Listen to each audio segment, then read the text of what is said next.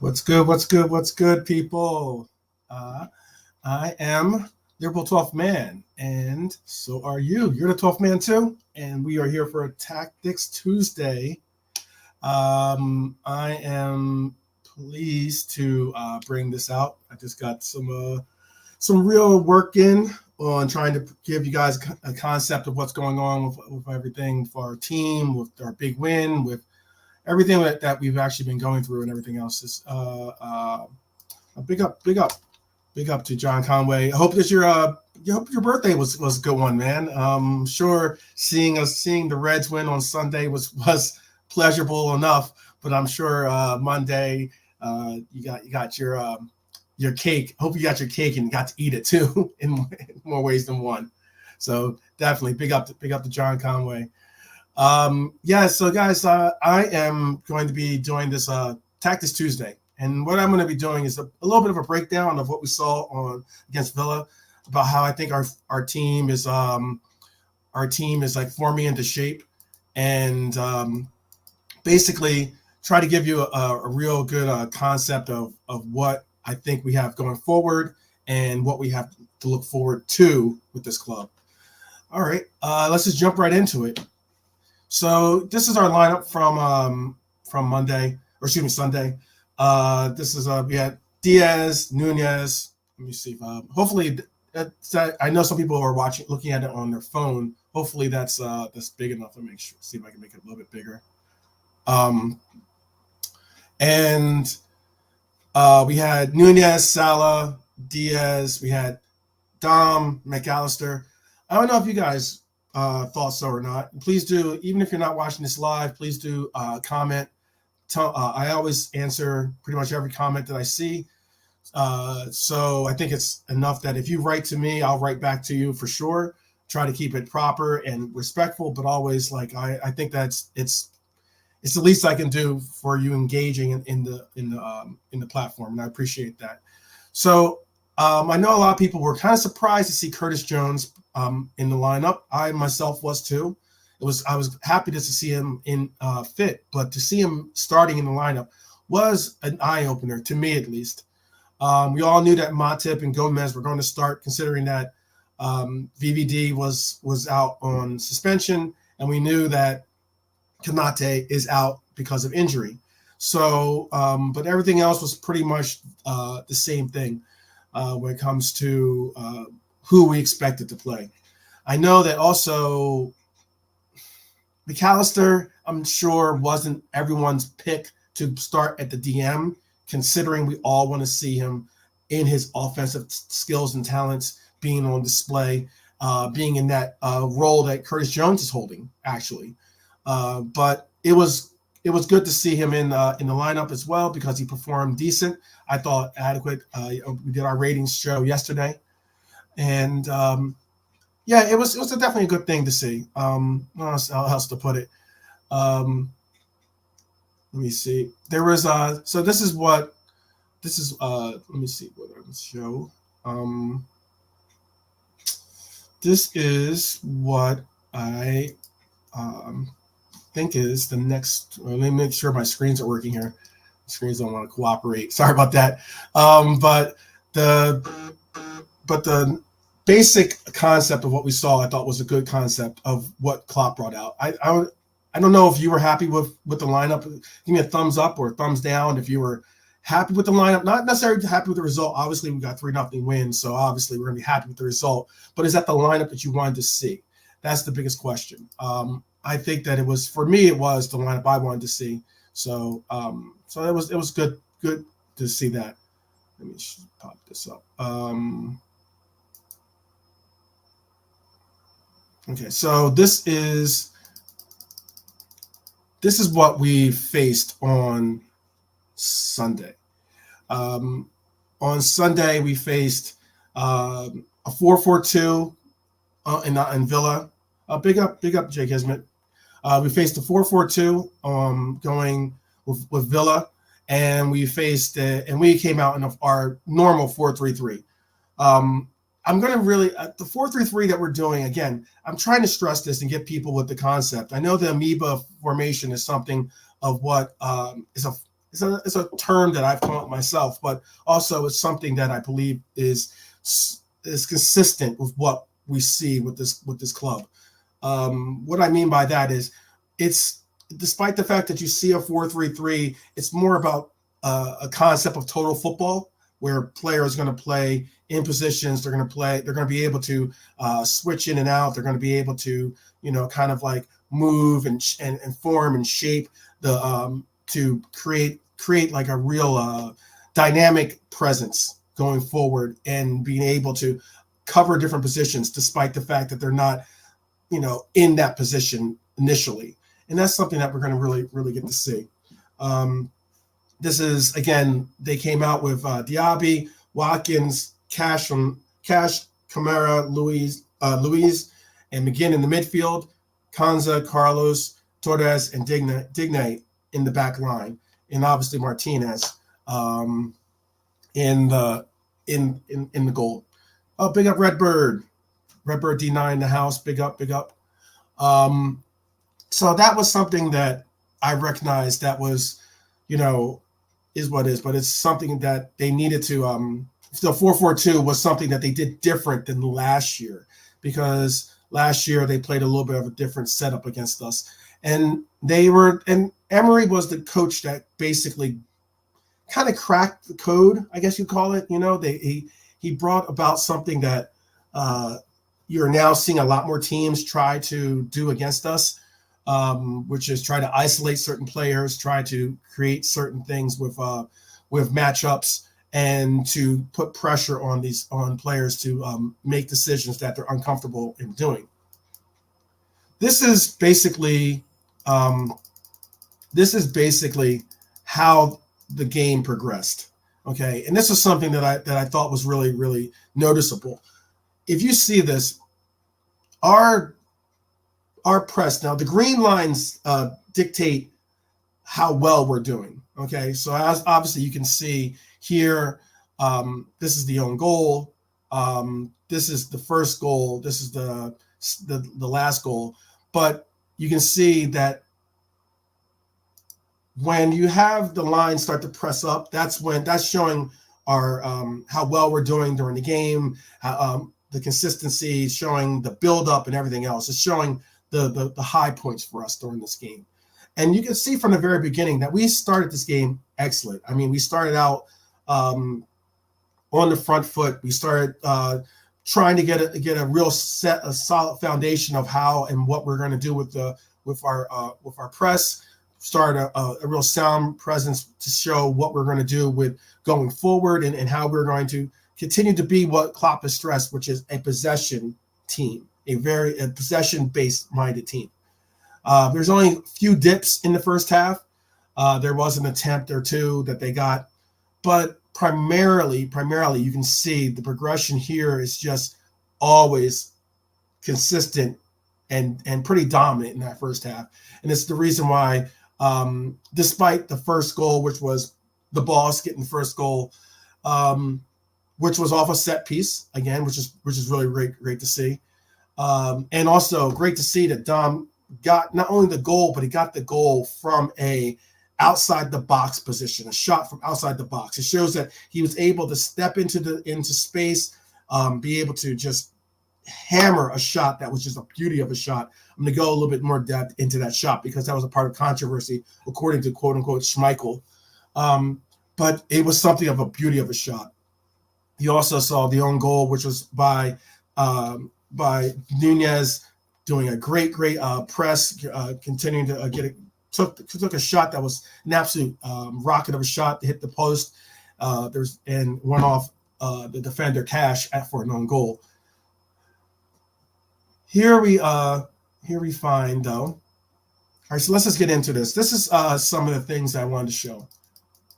So in this scenario, you'll see, and hopefully you can see my pointer. You'll see that Matip, and what was unique about the presence that we're doing now, okay, is that you saw Matip move over to the right back, and you saw Trent move more central and take somewhat. He's not necessarily playing right center back, but he's obviously filling that position. but when he goes forward and tries to go forward into that somewhat of a midfielder role. But what's cool about it is, and I've been stressing this on various platforms, is and again, this is like stressing. I always, like I said, my mission is to empower, enlighten, and to always enrich my fellow mighty Reds, to make them truly mighty.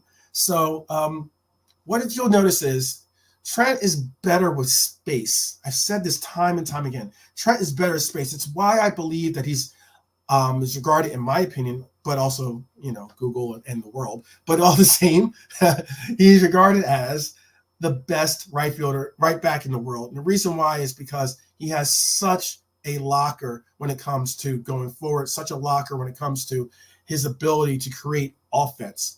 And he is awesome at it once you get him in space, because then he has the ability to see the field. He has the ability to pinpoint passes. Okay. And I obviously am saying something not contingent upon his defensive skills. I'm saying something more so on his offensive skills, which are by and far exceeding any other player in his position. So rather than him be congested in the midfield, which is where we've seen him be inverted, we've seen him be in that midfield position, rather than be solely pressed into that midfield where he'll be, as you can see, like, guys, look at this midfield. Imagine if Trent was in this midfield.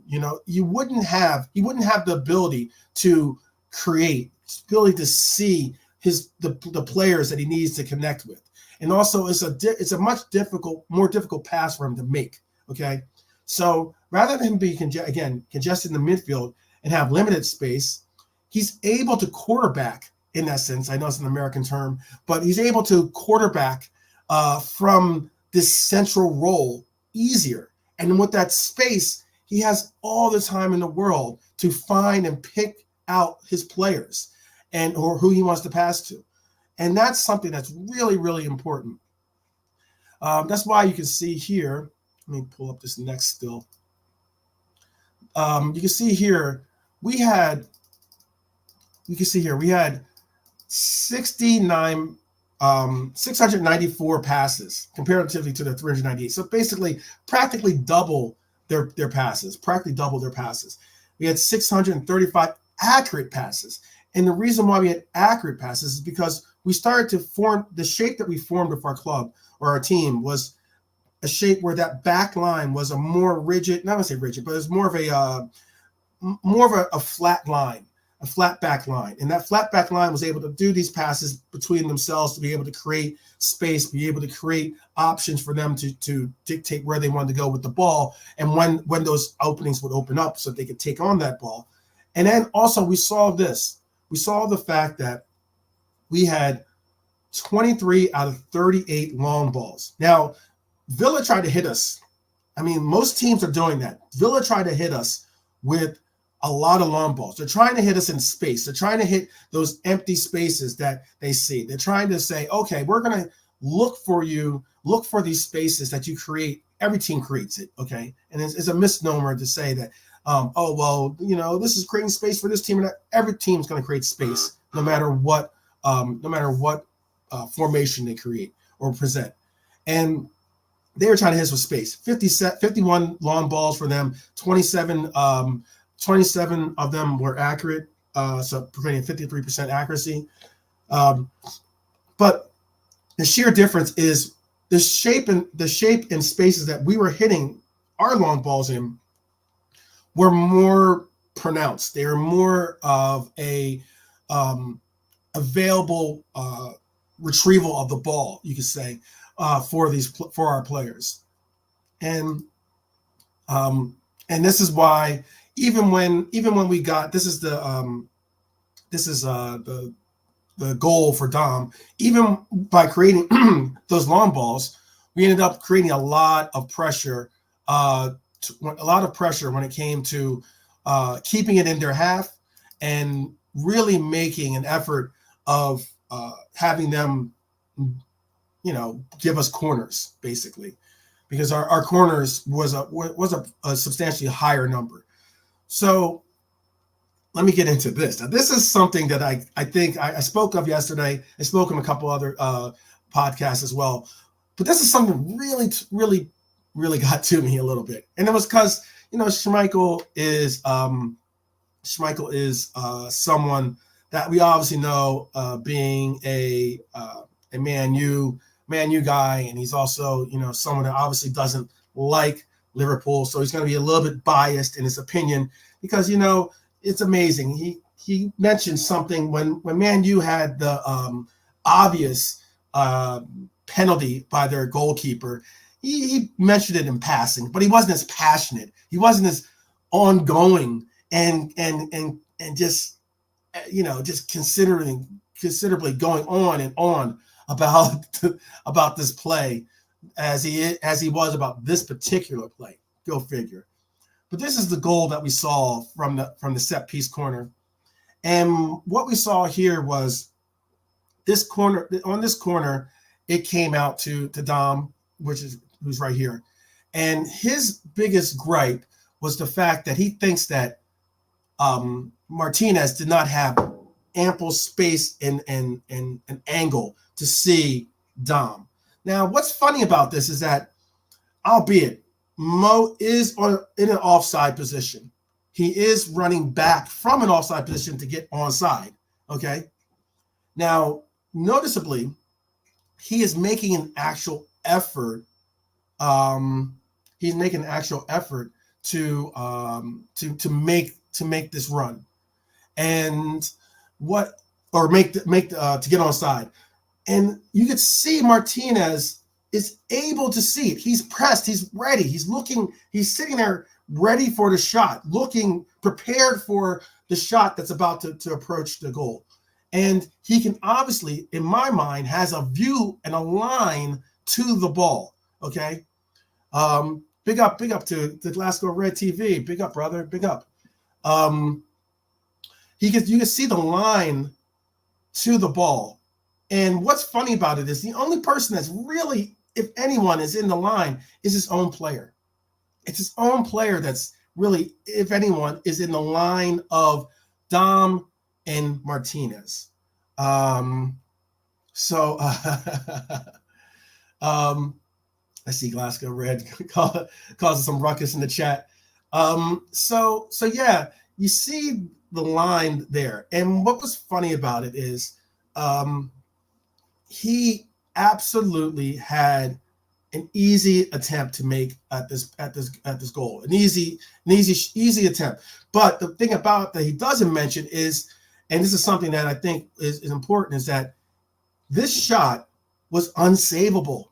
No matter where he was, unless he was so far left and was on the other side of Mo Salah, was on the other side of the three defenders in front of him, he still might not have saved that shot. That shot was an incredible shot. Shot was hit the side netting.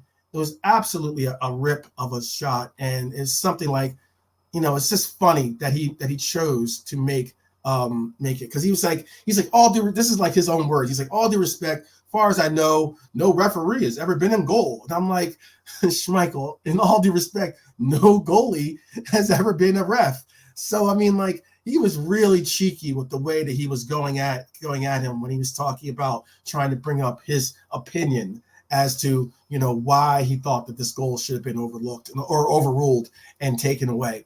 And it's just one of those things where it's just like, haters will hate this particular thing. I know I might have a bias, but all the same, I think that this particular goal was a beautiful goal, not an offensive interference goal. I think that what you can see is, let me see if I have, let me see if that's the next slide. I think what you can see is, that's the next slide. What you can see is a difference, and I'll even bring it up again with showing the Brighton match, which is a noticeable difference, a very noticeable difference when it came to like what it was of like goalkeeper interference, at least when it comes to seeing what it is goalkeeper interference. All right, so this is what we looked at when it came to when it came to our actual progressions with dribbles, with possession loss, with duels won, it was somewhat of a. These numbers definitely favor Villa, which is interesting because they won more duels. We were aerially dynamic, which I expected, considering that we had Matip in the game and we had other players that are more efficient when it comes to aerial duels. But you see, tackles, they just edged us out. Interceptions, again, there was just another edging out. And then clearances. Clearances being that we were obviously more progressive with how we went about our offense and our possession. This is a funny statement. Big up Stefano. Peter Schmeichel, too much whiskey up that nose. His brain has gone for sure. For sure. But yeah. And again, here's that rule when it comes to interference of players in offside position, interfering with an opponent by preventing an opponent from playing or being able to play the ball by clearly obstructing the opponent's line of vision.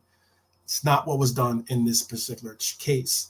So, and this is actually, let me show you this. This is actually the Brighton match. This is what I meant by this is a big difference.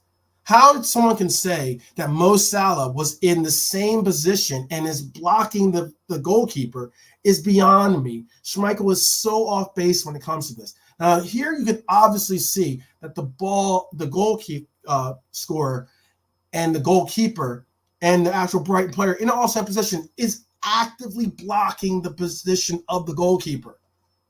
It's a huge difference from this. Huge difference from this. There's so much space. There's so much fact that like the goal was not going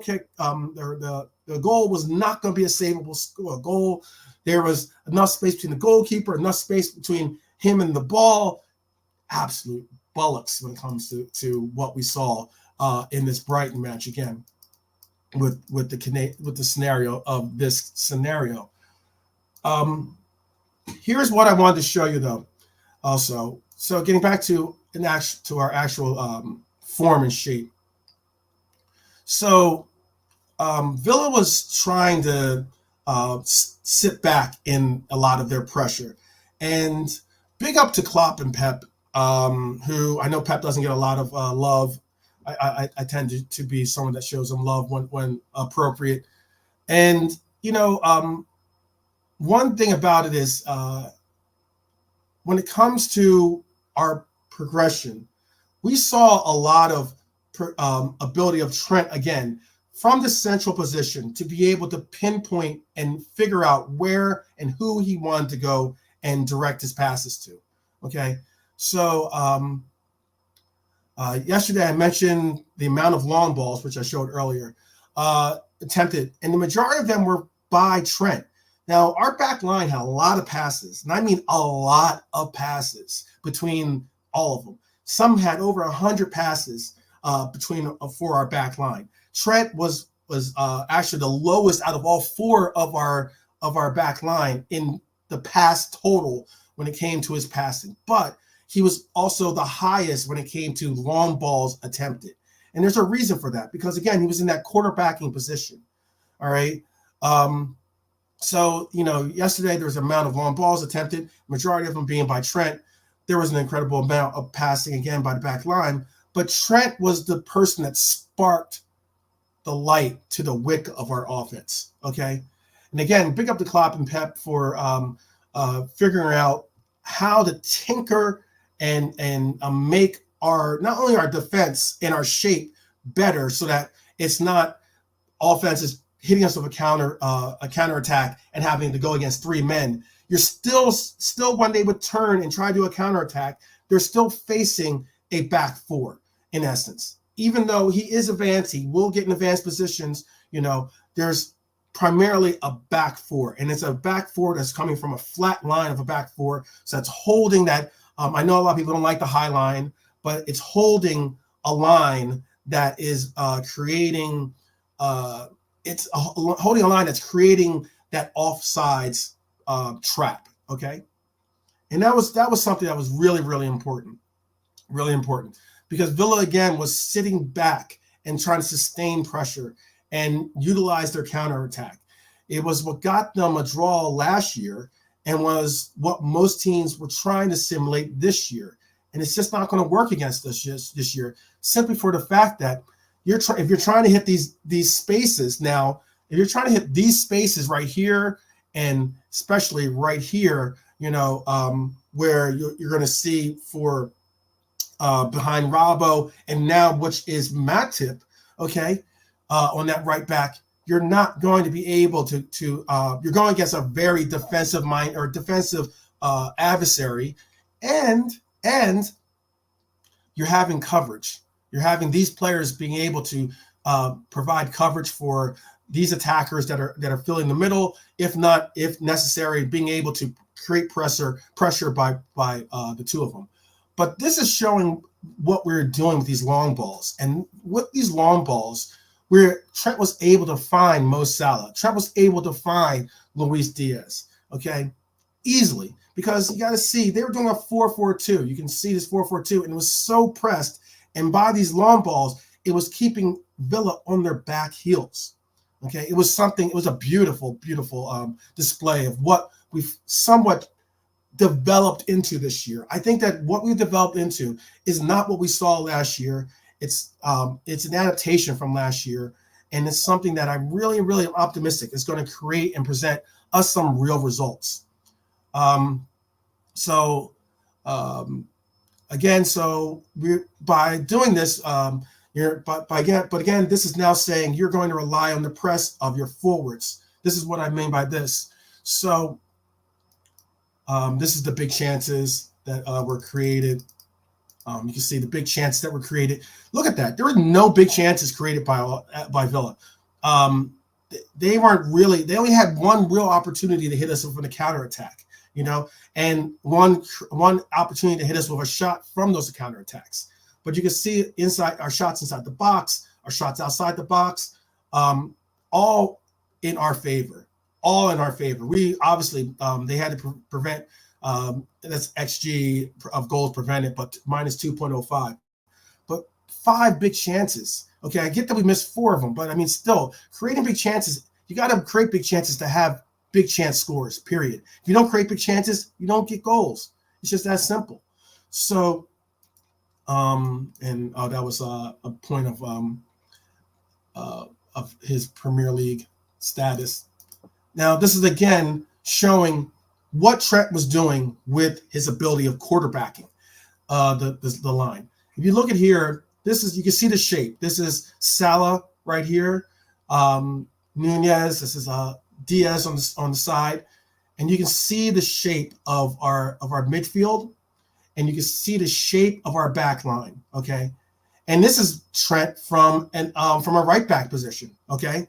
Not fully converted into that central role, but he's able to see the entire field. Once again, not pressed into that midfield, not surrounded by players, being able to see the entire midfield in front of him, okay? And by here, this is a 41-meter long ball that he hit to Salah on the run. Absolute technician, absolute class player. Big up to Brian. Big up, Brian. What's up, brother? Absolute class player that was able to pinpoint Salah on his run and just send him. Absolutely send him. Utilize Salah's pace. Utilize the fact that Villa is pressing every team for the most part. Presses if they have any type of offensive threats, press into a high line because they want to utilize their offensive threats. The teams that don't have the same skill set players normally sitting up in a low block, but they don't do that. Villa was in a high block in a high line because they wanted to get Diaby involved. They wanted to get a lot of their Watkins involved. They want to get their players, McGinn, again, all these players, they want to get them involved by having the line and pressing them and not allowing for us to kind of dictate the possession and where the majority of the play was going to happen. But even when you do that and we have the ability to hit these guys on the line, we're able to just I'm talking about Jinsu knife, slice them up, slice and dice them up. And this, again, is where you saw Trent being able to just pinpoint a pass to Salah. Absolutely rocket of a shot that Salah was able to run onto. And it was something, it was really, really beautiful thing to see.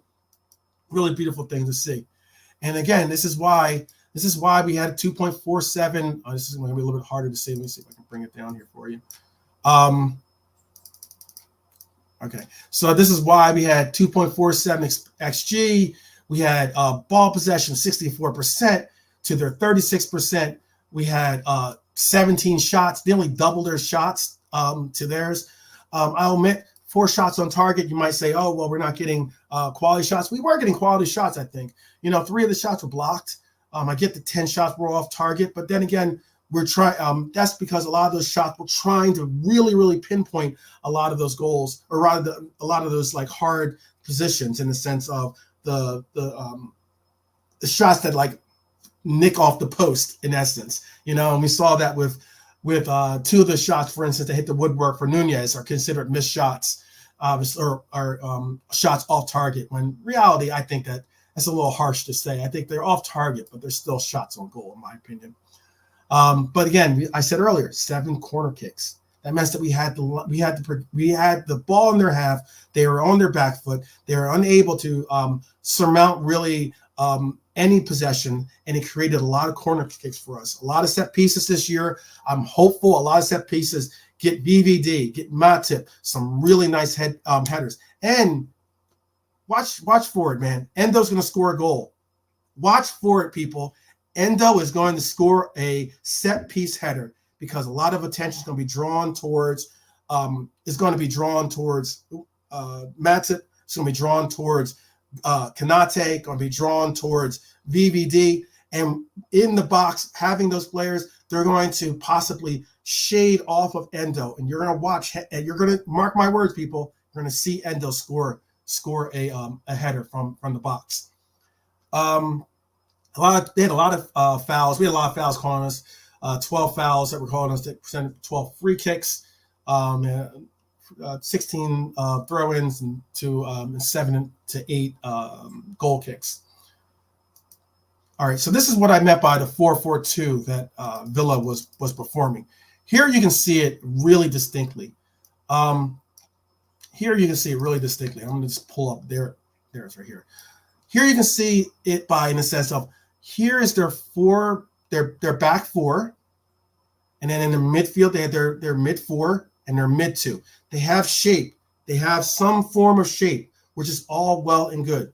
However, when you have the abilities again of Matip, he wasn't really doing what we were used to see him doing, but when you have Matip who can possess the ball and drive it forward, something I'm slowly but surely hoping that is rubbing off on Konate in learning that skill, being able to take the ball on his feet and progress it forward, to be able to, if you don't have the ability to pass like a Trent or pass like a Robbo or pass like a VVD who can create those diagonals, you're able to at least progress the ball forward with your runs.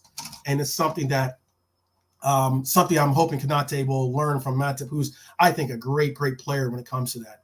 But here you see the 4-4-2 and the shape that they had. You can see Nunez here, you can see Diaz here, and you can see Salah here.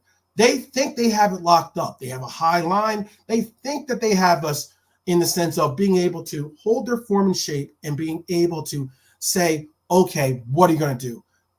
But if you look at it, look at all this space here.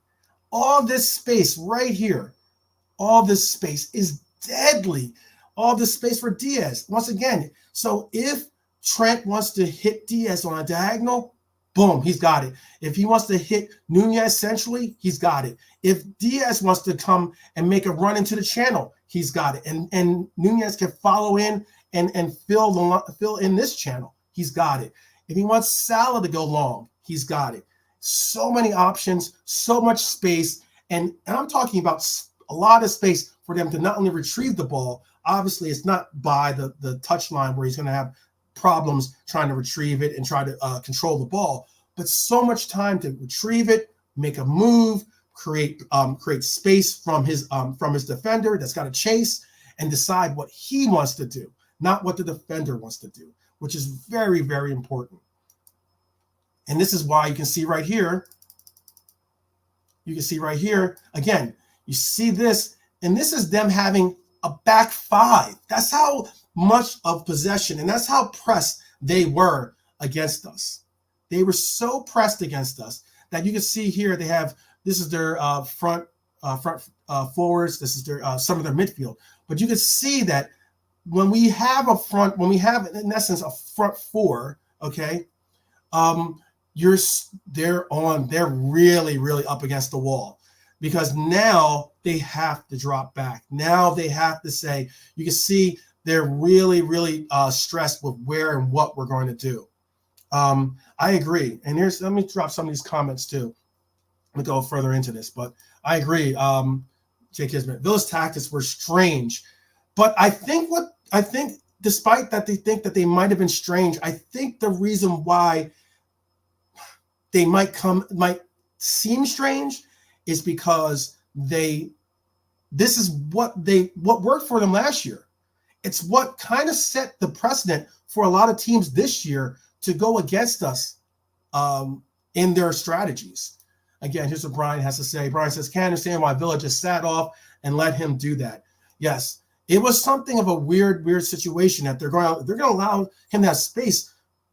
Awesome. But the thing about it is that even if they press and you have these players pressing forward and counteracting and trying to counter-press, which is what they were trying to do, you're going to have the ability, if from a central position or from a wide position. And again, right here, this is Trent right here with the ball. If you're going to have this, you have the ability of Salah to run into all this highlighted space. He's able to run into all this highlighted space. And I get that you might see Curtis Jones on the side asking for the ball. Of course he is. But I mean, you're able to have your forwards all pressed into this. If anything, I wish I could show you into these channels. Okay, into these channels. There's this channel of like the side channel, middle channels, and this is the other side, the opposite side channel here. And you're able to see Salah just take a run. That's all it took. And he's going to hit him. I know we don't like when we spam crosses or spam long balls, but I really don't mind it if it means that we're going to be able to send people on runs like we did, and it's going to be, okay, let's send Salah on a run. Let's send Nunez on a run. Let's send Diaz on a run. We're going to it's going to result in some really great results for us. So let me pull up the next. Whoops. Let me pull up the next. Oh, okay. This is my last one. So you're going to see some positive results from that. And it was something that I saw really, really, really was the key to us putting together some huge differences in this game. Okay. With Trent being the quarterback in essence, again, I know it's an American term, but all the same, that's exactly what he's doing, because he's dropping dimes, dropping passes straight to his wide receivers, in essence, his wingers. Okay. You're going to see such high accuracy with those kinds of passes. And by doing so, we were successful in maintaining not only our shape to create press in return, even if we didn't get it, because that's what we saw a lot of, but it also created spaces for Diaz, and notably here, again, for Salah to run into. And this is how, even though they had forced the ball into the midfield, it was now, even when it was forced into the midfield, you're now having the ball at the feet of Mac 10, or maybe the boss, Dom, like having the ball at their feet is no let up in talent and vision. And that's what was noticeable. And they're going to be able to find Salah, Nunez, and we've got to give it up to I think we got to give it up to Salah and Nunez in the bromance that they've created.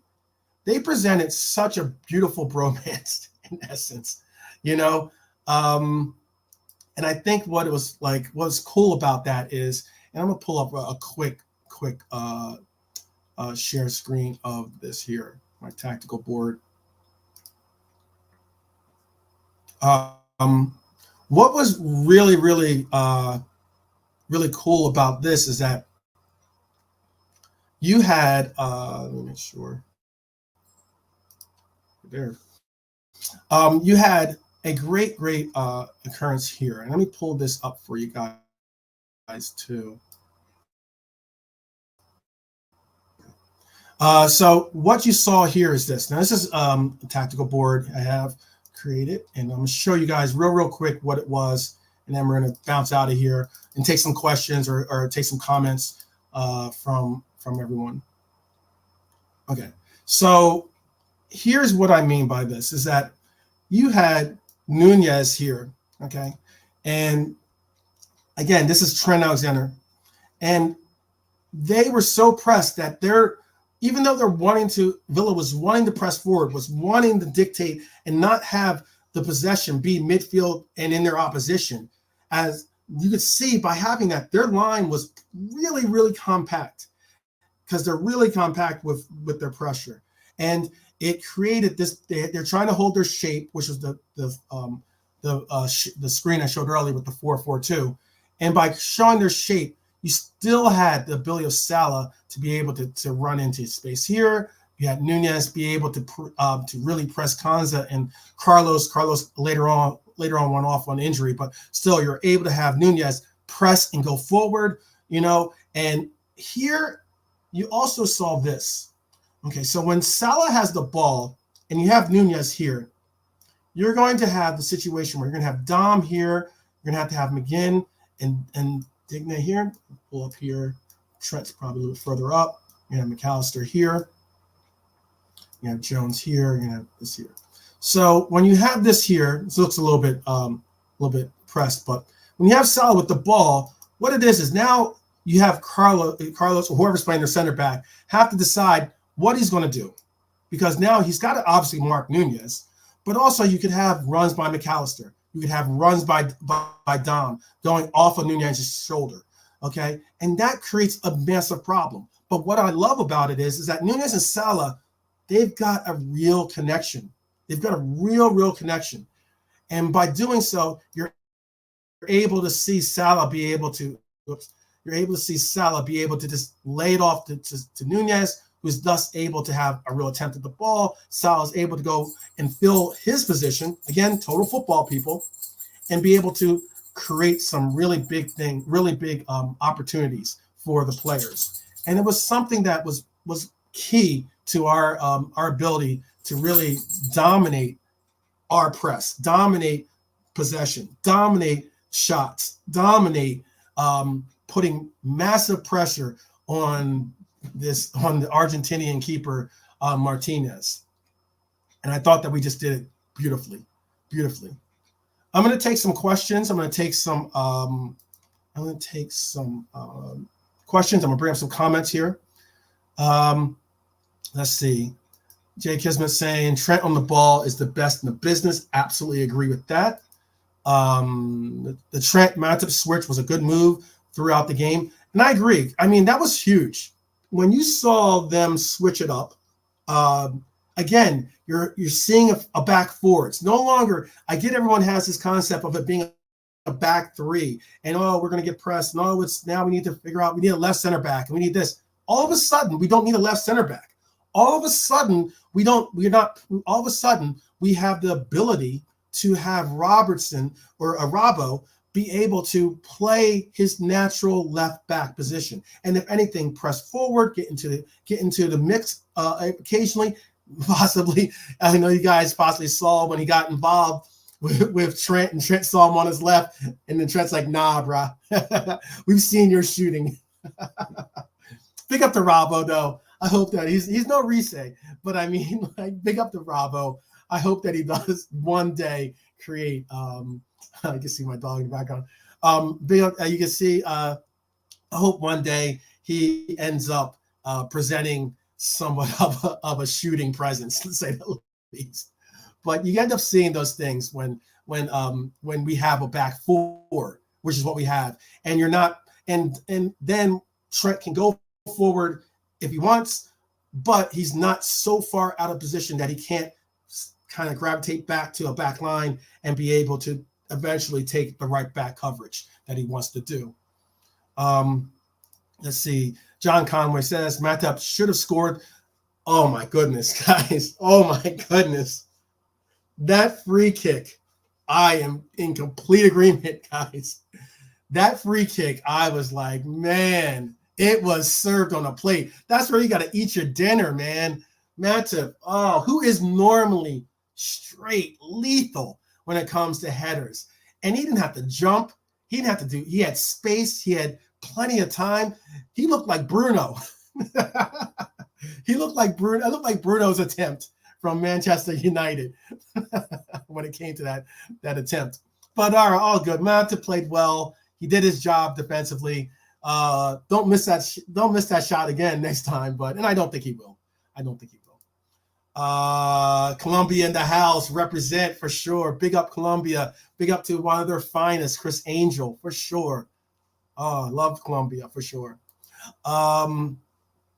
Kenyeke. Oh, cool. I think it's the first time I've seen you in the chat. Welcome, brother. Welcome.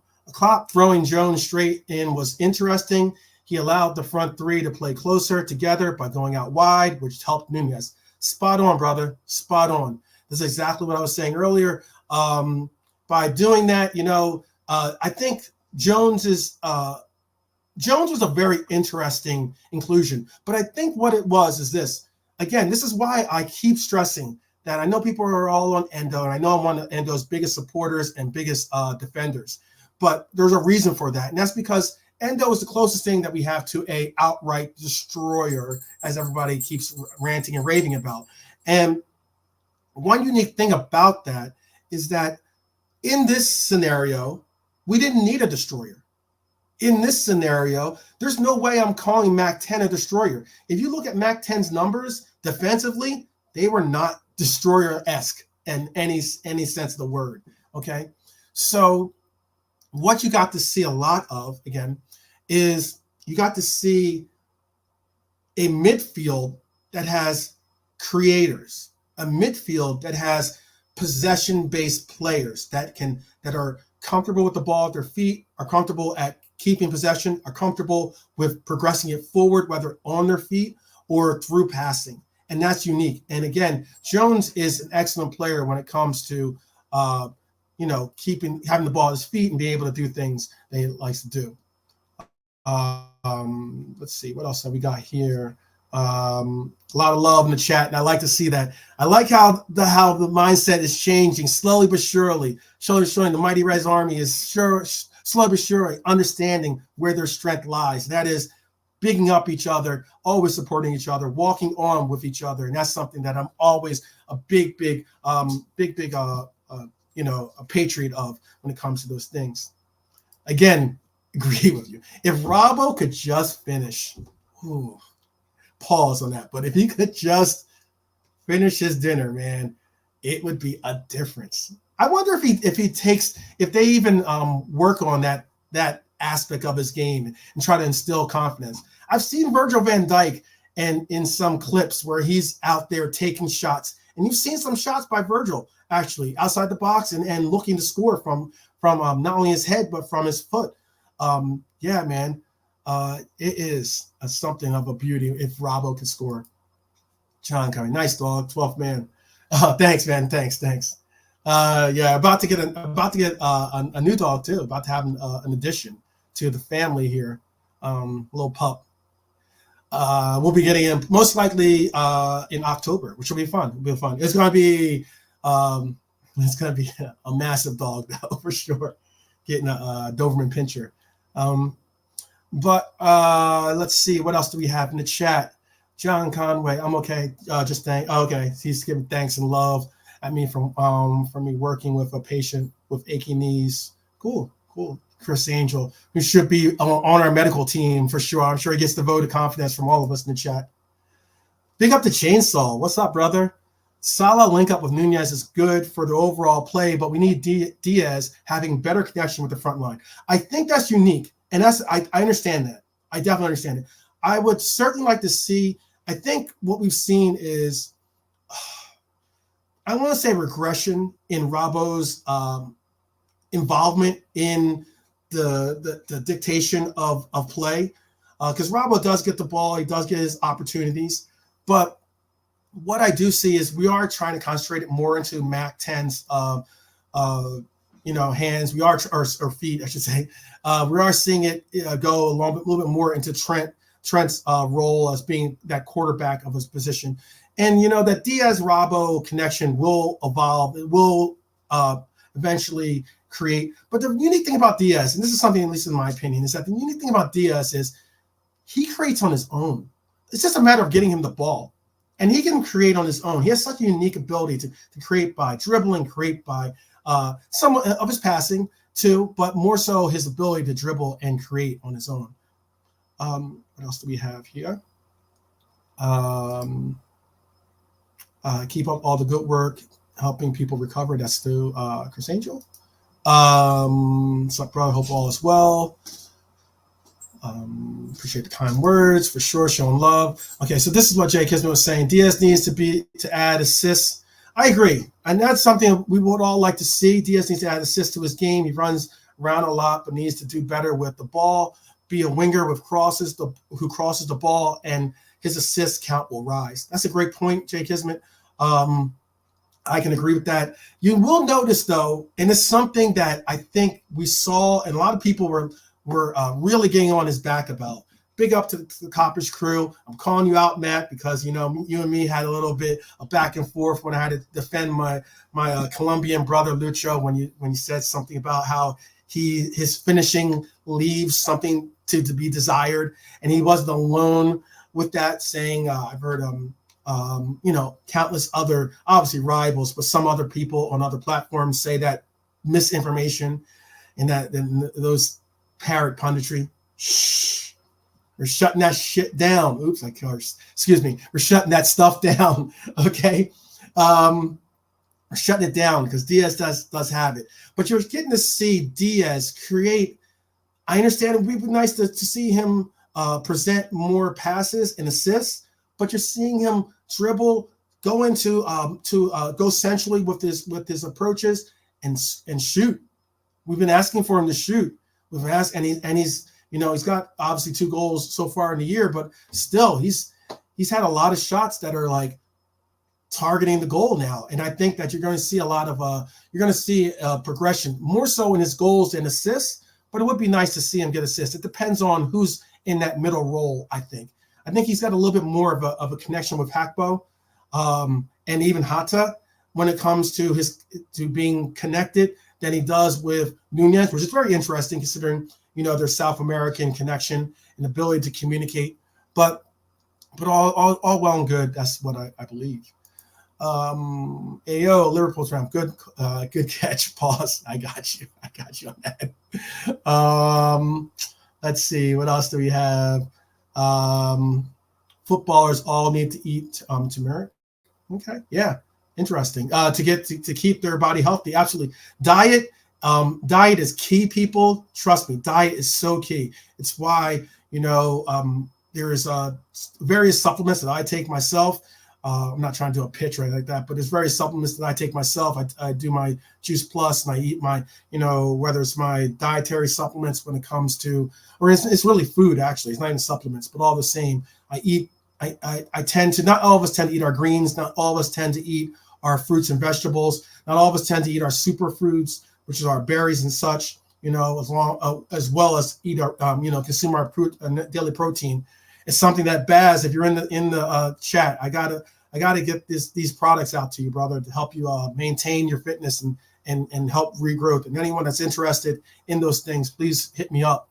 I have some great products that I'm affiliated with that can help you guys out with, if you're trying to build muscle or just try to keep your dietary supplements like really, really on par. Let's see. Chainsaw is saying Diaz is our best left wing option. Agreed. He's honestly our best outright left wing. He's honestly our best left wing option. Not only is Chainsaw spot on, I think he's our best natural left wing on the team. We've seen Hakpo play there. We've seen Diego play there. We've even seen Simicast play there when we were 10 men. But honestly, when it comes to left wing options, I think he is by far the one that's sharpied his name in as being our first and primary choice when it comes to that position. But there's going to be opportunities. And again, this is why I love our front line, love our options. It's going to be a reason why we're going to do it. Be able to have so many different variations. It's kind of like pick your poison, in essence. Our 5 deadly venoms is what I'm calling it. Salah and Nunez have good link up. I'm absolutely spot on. They're deadly when it comes. You can see the connection, the bond that they have. They like it's what we saw. I know in that game in preseason when we saw Nunez lay off to Salah and he was almost like trying to get Salah involved. I think it was in essence him saying, "Hey brother, I know I'm the number 9, but I'm not forgetting that you want those goals too." And it's cool to see that. Obviously, we want him to eat his dinner. You want him to be relentless and ruthless and everything else being the number 9 spot. But still, hey, Salah's got to eat. Diaz has got to eat. Hata's got to eat. Hakpo's got to eat. They all got to eat. Let's get a buffet going up. Big up to the Nature Boy. Woo! Woo! That's how we do it, right? Woo!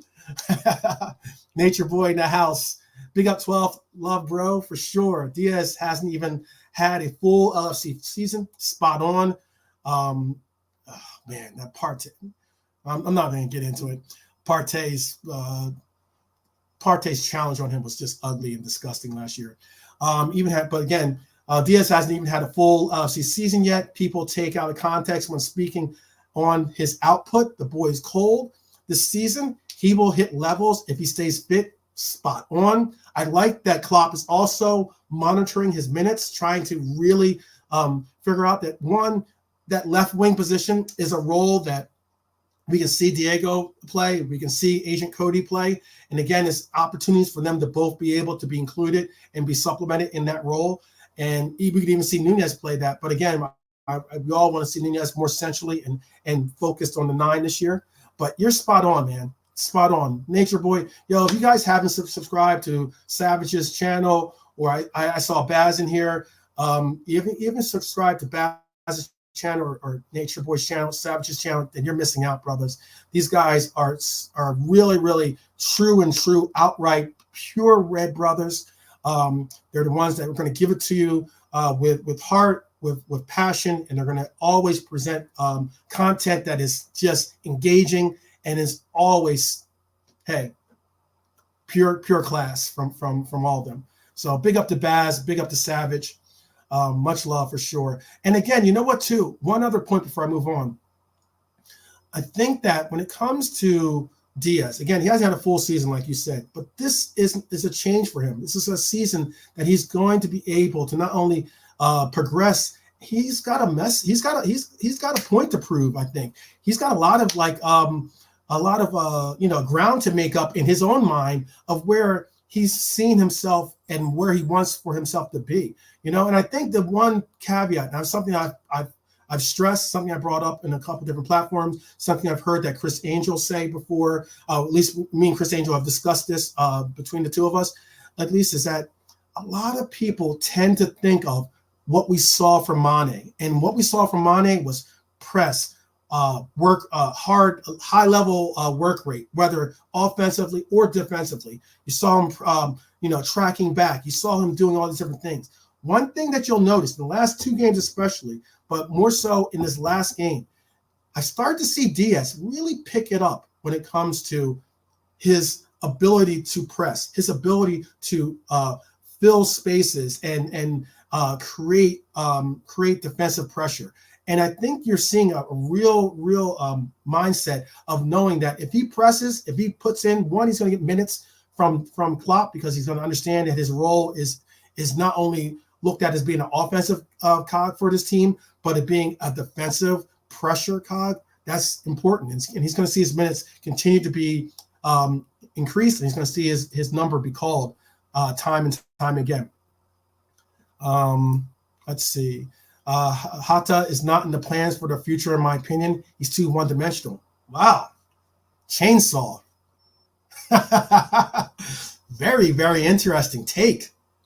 How's the chat feeling on that one? I would love to hear that. Um, let's see. Nutrition is such an underrated field. It is. Nutrition is a very underrated field. It's something. It's the reason why my parents own a nutrition business, or my mother especially is very involved in that. And it's one of the reasons why we've gotten to isotonics. We've gotten into all different takes of bringing out how properly to keep your body, not only giving it the ingredients and the food that it needs to maintain the balance, but also giving it the ability to build back what you need, build back those nutrients that you expel when you work out, when you play and you do your things. My dog is all over the place today. Vitamin 420, baby, for sure, Brian, for sure. Hey, it's very interesting. I'd be interested to see if they do bring in the usage of the cannabis and in football. It'd be interesting to see. Back in the days, if I sprained my ankle, I would put my foot in a bucket of hot water, mustard oil, salt, and turmeric for an hour. It does wonders. Wow, that's a very interesting. I'm going to start that. That's a very interesting solution. That's very interesting. Nutrition is a field that shapes how you live your life. Agreed. He's saying big up to John. 5 Den events. If you know, classic for sure, brother. Wait till you see it. I got some dope swag. I know how you guys saw some of the concept kits that I make for myself. I've got some dope content coming out for shirts as well. And it's what I'm coining. I'm coining our front line the 5 deadly venoms, by the way. That's what I'm coining it as. So you heard it here first. I'm calling it our 5 deadly venoms, which is our front line, our front 5. Let's see. Big up to John. Thank you very much. Great streams, 12th man. I appreciate that. I need to check that film. You do. It's a classic. It's by far, if you're into Wu-Tang, it's one of the the foundations of the Shaolin. And I wish Psychedelic Shaolin was in here. He could help you out with that thing, with that concept. This is a shout out to Nature Boy. You've been officially knighted. You will be known as the Nature Boy, aka El Nino de Medellin. Definitely. Big up. Chris Angel, big up to Nature Boy. Chainsaw needs a hug with those kinds of comments. All love the Chainsaw. Chainsaw's my boy. I feel you. I don't know, man. That's a really, really interesting take. I don't think that he's getting phased out. I think more so you're going to see with our 5 deadly venoms, you're going to see that it's just more so of which poison we want to take, which method of Shaolin does Klopp want to take as the master, the Shaolin master that he is. And let's see, do the shirts. Yes, they're going to be dope, guys. They're definitely going to be dope. I'll put it out there. I'll put the link on my channel. You guys can just if you guys want to, purchase something or start rocking it. Trust me, it's going to be dope, especially if you're into Kung Fu movies, if you're into old school things like that. You're going to really enjoy what I got coming out for sure. Okay, so it looks like that's about all the comments that we have. I know I have the live chat here. I am going to put the live chat. It's going to be orchestrated in. I haven't finished that tweak and gotten that app to be able to put that in just yet for the StreamYard. I can do it on my OBS studio, but I still got to figure out the StreamYard aspect of that. But big up to everyone. I hope that you enjoyed my tactical breakdown on Tactical Tuesday. We're going to make this a routine thing. I'm also going to, now that I have, obviously the overlays and I have the subscriptions all down and everything else. And hey, let's build this nation, people. Let's build this. Let's really build this effort. Let's really build this effort, because what it comes down to, it's at times, we often don't want to admit it, but hey, we're feared by rivals. We're hated by the haters. Let's not hate each other in our own family, man. If you love football, I love you. But we can be friends. Excuse me. If you love football, we can be friends. But if you love the Reds, we're family, brothers. We're family. Okay, and that's why I'm saying it. This You'll Never Walk Alone. It's not just a song. It's not merely an anthem. It's a statement of intent. My intent or my intentions is to say by subscribing, liking, commenting, and sharing, this becomes a movement, people, to empower our mighty Reds, make us a mighty Red Army, which I want to see because I don't want us to ever get bullied, ever get picked on, or ever get, crucified by other rivals that just hate or haters, or especially the scrolls that are amongst our fan base. Hey, this is for the true Reds, the ones that love each other because we're Reds, period. You support each other because you're a Red, period. That's true. That's love. That's the concept and intention of what I'm talking about. And it's all love to every and each and every one of you. I appreciate you all. And I hope that you share this. I hope that you push this content out to others so that they can join this mission. And again, you guys, let's just continue to build and prosper. All right. And with that, I bid you adieu. And I'll see you soon.